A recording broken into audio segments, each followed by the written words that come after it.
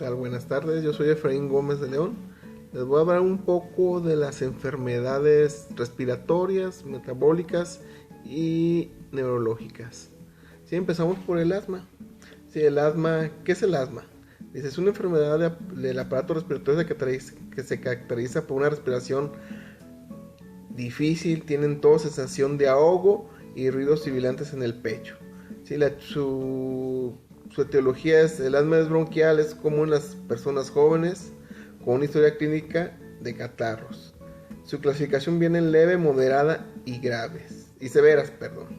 Su cuadro clínico es una enfermedad que provoca que las vías respiratorias se hinchen y se estrechen.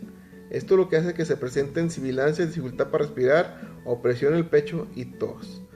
Uno de sus tratamientos prehospitalarios es el oxígeno con una mascarilla que podamos nebulizar, ¿sí? Sus broncodilatadores, ¿sí?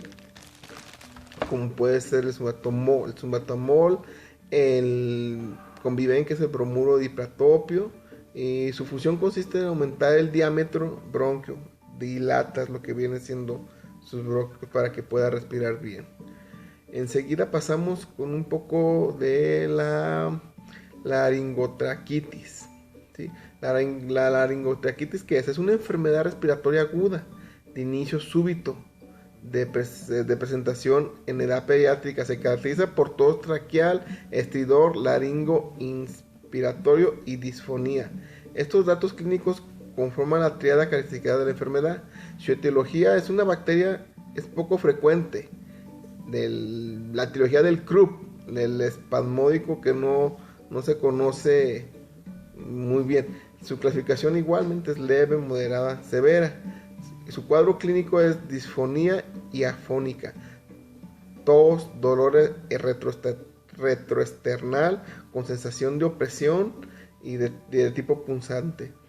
Su tratamiento a nivel propietario igualmente es el oxígeno, ¿sí? Se puede nebulizar con epinefrina. Igualmente, se me olvidó decirles también, el asma es muy importante lo que viene siendo monitorear al paciente. Hay que estar monitoreando al paciente como su presión arterial, su glicemia, su temperatura, frecuencia cardíaca, un monitoreo completo. Sí, nos pasamos a la otra, que es la epiglotitis. Bueno, ¿qué es la epiglotitis? Se caracteriza por una súbita inflamación de la estructura de soportes supraglóticas, especialmente en epiglotis y los músculos aritenoideos. ¿Sí? Generalmente es causada por la bacteria Haemophilus influenza H. ¿Sí? Su clasificación del producto es aguda. Su cuadro clínico en los niños, los signos y síntomas del proteína pueden desarrollarse en cuestiones de horas.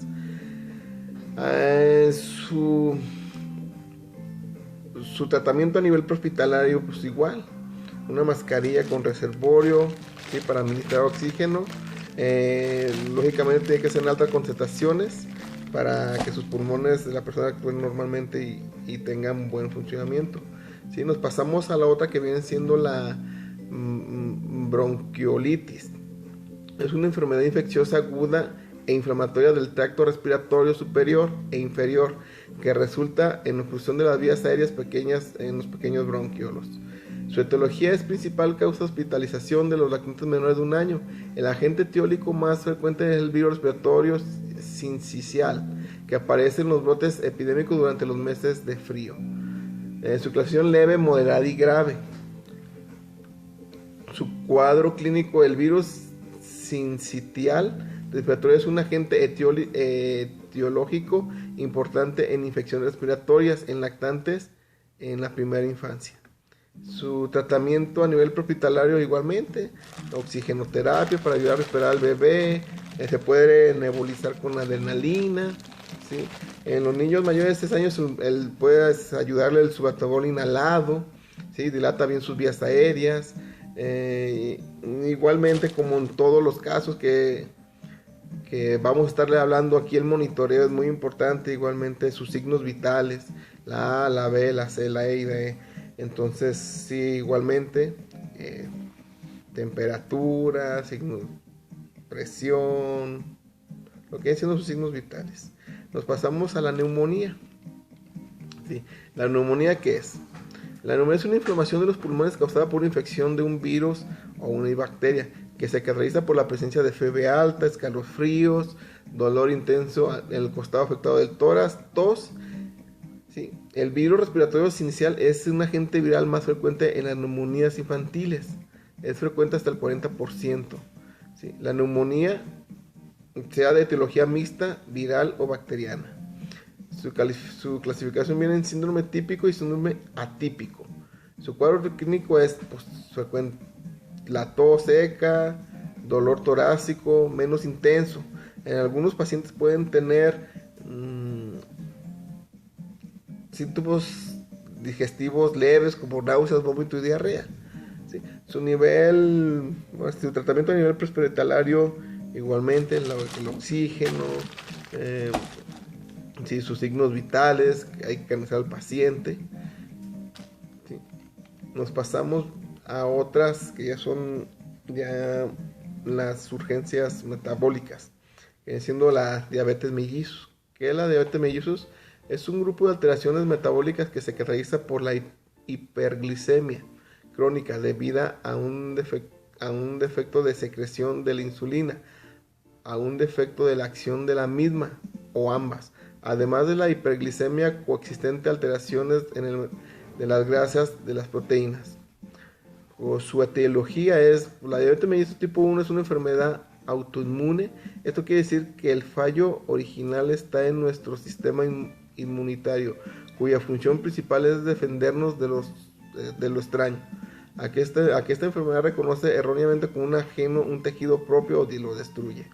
Su clasificación es un grupo de enfermedad metabólica caracterizada en hiperglucemia resultante de la alteración de la secreción de la insulina o la acción de la insulina o ambas.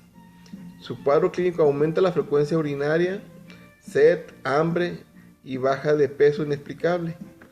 Su tratamiento igualmente es checar, es monitoreo, checarlo aquí en este caso la glicemia, sí, y canalizar al paciente y sus signos vitales. La cetoacidosis diabética. La cetoacidosis diabética es una complicación grave de la diabetes que ocurre cuando el organismo produce niveles elevados de un ácidos presentes en la sangre, denominados cuerpos cetódicos. Su etiología: a medida que esas grasas se descomponen en los ácidos llamados cetonas, se acumula en la sangre y en la orina a niveles altos. Su circulación puede ser de leve, moderada y grave. Su cuadro clínico tiene cetonas en tu orina y no se encuentra tienen sed excesiva, ganas frecuentes de orinar, náuseas, vómito y dolor abdominal y muchas veces dificultad respiratoria. Su aliento es como olor a aliento a fruta. Su tratamiento es a corrección de la deshidratación y de la hiperglucemia. Igualmente, como digo, adicionalmente hay que siempre estar vigilando siempre sus signos vitales, ¿sí? A tratar el déficit de electrolitos y la eliminación del tratamiento de causa base o factores predisponentes. Nos pasamos a otra que es el estado hiperosmolar. ¿Qué es el estado hiperesmolar? Es una de las complicaciones agudas de la diabetes mellitus, caracterizado por el déficit relativo de la insulina y resistencia a la insulina. Su deficiencia a la insulina aumenta las hormonas contra las hormonas reguladoras. Se clasifica en leves, moderadas y graves. El cuadro clínico pues la orina se incrementa, sed, fatiga externa, convulsiones, glucosa de la sangre por encima de los 600 miligramos por decilitro, sin cetonas o niveles de cetonas bajos. Su tratamiento prehospitalario es pues, canalizar una solución fisiológica durante unos 30 minutos seguida por igualmente sus signos vitales, oxígeno. son uno de los tratamientos prioritarios que podemos darle a esta. La siguiente es la tormenta tiroidea. ¿Qué es la tormenta tiroidea? Es una situación de las más críticas entre las emergencias endocrinas que tiene como significativa la mortalidad. Su etiología es común de tiroxicosis en la enfermedad de Graves. El factor precipitante que predomina es la infección. Se caracteriza por la disfunción de varios sistemas: termorregulador, nervioso, central, gastrointestinal y cardiovascular, con niveles de hormonas tiroideas libres o totales por encima de los valores normales. Su tratamiento es pues igualmente el oxígeno, la canalización, y aquí lo más importante, los betabloqueadores, ya que nos va a ayudar con la terapia de hipertiroidismo y tormenta tiroidea. Nos vamos a otro que es la epilepsia. ¿Qué es la epilepsia? Es una enfermedad del sistema nervioso debido a la aparición de actividades eléctricas anormales en la corteza central, que provoca ataques repentinos caracterizados por convulsiones violentas y pérdida del conocimiento. Es una convulsión, una crisis epiléptica o comicial en un evento súbito de corta duración caracterizado por una actividad neuronal anormal y excesiva o bien sincronizada en el cerebro. Sus clasificaciones son crisis epilépticas generalizadas primarias y crisis focales parciales. Su cuadro clínico: la epilepsia ocurre cuando los cambios permanentes del tejido cerebral se hacen en el cerebro. Esto es demasiado excitable o irritable. Su tratamiento prehospitalario igualmente, el oxígeno, ¿sí? Sus signos vitales hay que canalizar, monitorear al paciente. Nos vamos a la otra, que es el estatus epiléptico. ¿Qué es el estatus epiléptico? Se ha definido tradicionalmente como una crisis que persiste más de 30 minutos o 2 o más crisis repentinas sin recuperación de la conciencia entre ellas. Las cosas más frecuentes del paciente epiléptico es el cambio del incumplimiento del medicamento, no toma sus medicamentos. Y en los no epilépticos son las lesiones vasculares, traumáticas, tóxicas y metabólicas. Se puede clasificar en un estatus parcial o estatus generalizado. Y estos son súbitos, pueden dividirse a la vez en estatus no convulsivos o convulsivos. Su tratamiento es, como en todos los que acabo de mencionar, es en controlar la vía aérea. Debe ser primordial y tener cuidado con la vía aérea. En la mayoría de los pacientes, a pesar de que las apneas que se suceden durante la crisis pueden realizarse en una adecuada ventilación, oxigenación y manteniendo la vía aérea permeable. Y por último nos vamos las causas de un paro cardíaco en un paciente pediátrico. Las principales causas del paro cardíaco en lactantes o niños generalmente es asfictivo y es el resultado de la falla respiratoria progresiva o shock. El episodio de la asfixia lleva a hipoxemia sistémica e hipercapnia. Luego progresa a la acidosis, a la bradicardia con hipotensión y termina en un paro cardíaco por asistolia.